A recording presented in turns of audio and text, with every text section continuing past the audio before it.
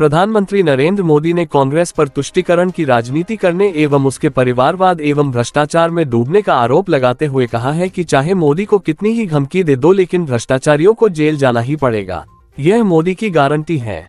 मोदी ने आज करौली में भाजपा प्रत्याशी इंदु जाटव के समर्थन में आयोजित जनसभा में बोल रहे थे। उन्होंने कहा कि जो हमारा घोर विरोध करते हैं, परिवारवाद एवं भ्रष्टाचार में डूबी कांग्रेस जनता की मजबूरियों में भी मुनाफा ढूंढ रही है। मोदी ने कहा कि पूरे देश में भ्रष्टाचारियों पर कड़ी कार्रवाई की जा रही है, इसलिए इंडिया गठबंधन के लोग मोदी के खिलाफ एकजुट हो रहे हैं।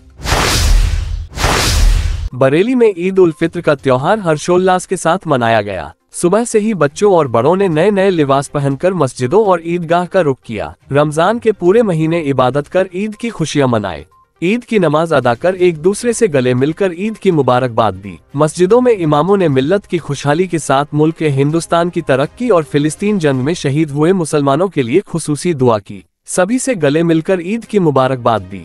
लोगों ने नमाज अदा कर कब्रिस्तान जाकर अपने पुरखों के लिए फातिहा पढ़कर ईसाले सवाब किया।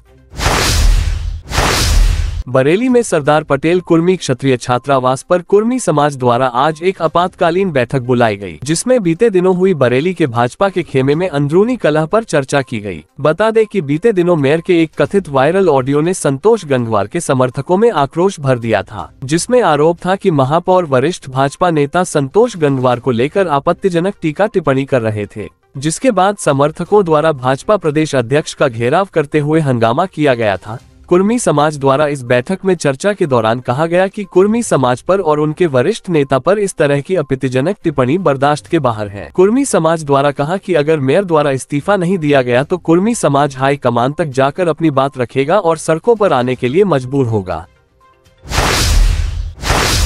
बरेली में थाना मीरगंज के गांव दियोरिया अब्दुल्लागंज में पुरानी रंजिश को लेकर दो पक्षों में खूनी संघर्ष हो गया, जिसमें कई लोग गंभीर रूप से घायल हो गए, जिसके बाद वह थाने पहुंचे, जहां से पुलिस ने मेडिकल के लिए भेज दिया। वहीं हालात गंभीर होने पर घायलों को जिला अस्पताल रेफर किया गया। फिलहाल पुलिस मामले की जांच में जुट गई है।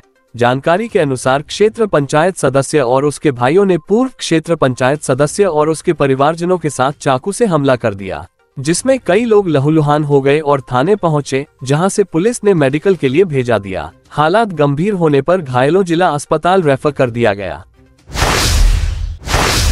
बरेली में लोकतंत्र के उत्सव के तहत शुक्रवार से प्रत्याशियों के नामांकन की प्रक्रिया शुरू हो जाएगी। तीसरे चरण में मंडल की 3 लोकसभा सीटों पर 7 मई को मतदान होगा। सभी दलों ने अपने प्रत्याशी घोषित कर दिए हैं। नामांकन कराने के लिए प्रशासन ने तैयारी पूरी कर ली है। लोकसभा निर्वाचन 2024 के तहत तीसरे चरण के लिए मतदान कराने को नामांकन की प्रक्रिया 12 अप्रैल से शुरू हो रही है। बरेली और आंवला सीट के प्रत्याशियों का नामांकन बरेली कलेक्ट्रेट पर ही होगा। एक युवक का गांव से कुछ लोगों से विवाद चल रहा है, जिसको लेकर उसने आरोपियों के खिलाफ मुकदमा दर्ज कराया था। उससे बौखलाए आरोपियों ने युवक को जान से मारने की धमकी दी है। वो उससे कह रहे हैं कि मुकदमा वापस ले लो वरना जान से मारे जाओगे। इस मामले में पीड़ित की तरफ से आरोपियों के खिलाफ मुकदमा दर्ज कराया गया है। जानकारी के अनुसार थाना भोजीपुरा क्षेत्र के ग्राम घघोरा पिपरिया के रहने वाले शिशुपाल पुत्र छेद लाल ने बताया कि गांव के वीरेंद्र नरेंद्र पुत्रगण काशीराम से उसका विवाद चल रहा है, जिसको लेकर उसने आरोपियों के खिलाफ मुकदमा दर्ज कराया था। बरेली में बेटी की ससुराल से वापस आते समय रास्ते में तेज रफ्तार ट्रक ने बाइक सवार पिता को टक्कर मार दी। उपचार को ले जाते समय उसकी मौत हो गई।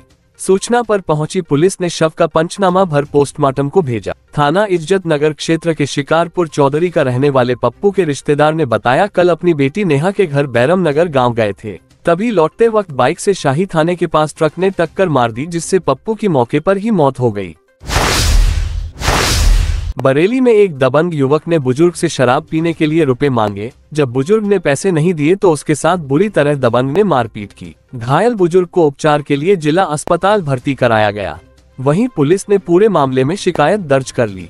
थाना सुभाष नगर क्षेत्र के फतेहपुर गांव का रहने वाला 65 वर्षीय निरंजन ने बताया कि गांव का ही रहने वाला सोनू शराब के पैसे मांग रहा था। विरोध करने पर उसने धारदार हथियारे जानलेवा हमला कर दिया, जिसमें उसकी पत्नी उर्मिला ने लाठी डंडों से पीटा, जिससे बुजुर्ग गंभीर रूप से घायल हो गया। इसकी जानकारी पुलिस को दी।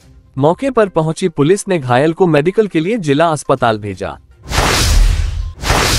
बरेली में रिश्तेदार को स्टेशन से छोड़कर वापस आते समय दो बाइकों की आपस में भिड़ंत हो गई। हादसे में बाइक सवार एक युवक घायल हो गया। उसे उपचार के लिए जिला अस्पताल भर्ती कराया गया। थाना मीरगंज के गांव काशीनाथपुर निवासी घायल अर्जुन के पिता यादराम ने बताया, कल देर शाम रिश्तेदार को बाइक से मीरगंज स्टेशन पर छोड़ने के लिए गया था। तभी लौटते वक्त दो बाइक की भिड़ंत में अर्जुन गंभीर रूप से घायल हो गया। बरेली में घर में हुए विवाद के बाद महिला ने जहरीला पदार्थ खा लिया, जिससे उसकी हालत बिगड़ने लगी। उपचार के लिए उसे जिला अस्पताल भर्ती कराया गया, जहां उपचार के दौरान उसकी मौत हो गई। थाना भम्योरा क्षेत्र के बगासपुर निवासी रक्षपाल की पत्नी सुखरानी को उपचार के लिए कल जिला अस्पताल लाया गया, जहां उपचार के दौरान उसकी मौत हो गई। पति रक्षपाल ने किसी भी विवाद से इनकार कर दिया। वहीं रिश्तेदारों से बात की गई तो उनके द्वारा बताया गया कि सुखरानी का उसके बेटे से विवाद हुआ था, जिसके बाद उसने जहरीला पदार्थ खा लिया। फिलहाल पुलिस पूरे मामले की जांच पड़ताल कर रही है।